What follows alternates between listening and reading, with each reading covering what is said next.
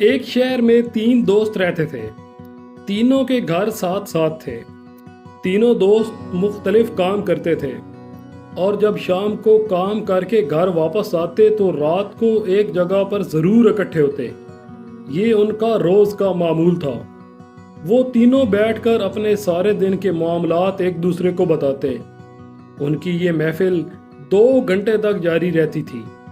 एक बात तो आपको बताना भूल गया कि तीनों दोस्त रंग के इंतहाई काले थे और काले भी ऐसे थे जैसे कि तवा काला हुआ करता है। ये रंग भी उनके लिए मुसीबत बना हुआ था।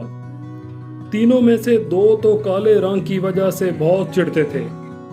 उनको अपने इस काले रंग से इंतहाई नफरत थी, लेकिन उनके तीसरे दोस्त को उसके रंग की परवाह नहीं थी। वो उनको भी समझाता कि रंग का कोई मसला नहीं है, तुम एहसास कमतरी में मुब्तला क्यों रहते हो, लेकिन वो उसकी बात पर कान नहीं धरते थे। एक दिन बैठे वो बातें कर रहे थे कि उनका प्रोग्राम किसी दूसरे मुल्क में जाने का बन गया। उन्होंने अपने मुल्क को छोड़कर किसी और मुल्क में रहने का सोचा और इस प्रोग्राम को पाए तकमील तक पहुंचाने के लिए उन्होंने सुबह ही सफ़र शुरू कर दिया।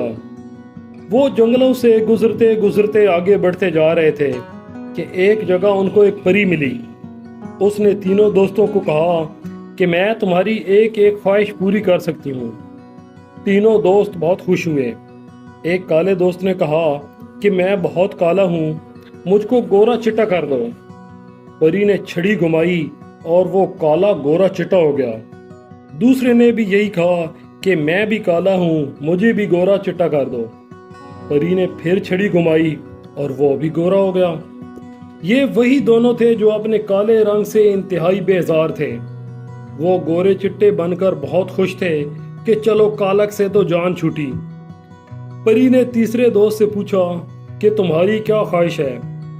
वो दोस्त बहुत जोर से हंसा और बोला, मेरी ये ख्वाहिश है कि इन दोनों को दोबारा काला कर दो। इस कहानी से ये साबित हुआ कि हर दोस्त कमीना होता है।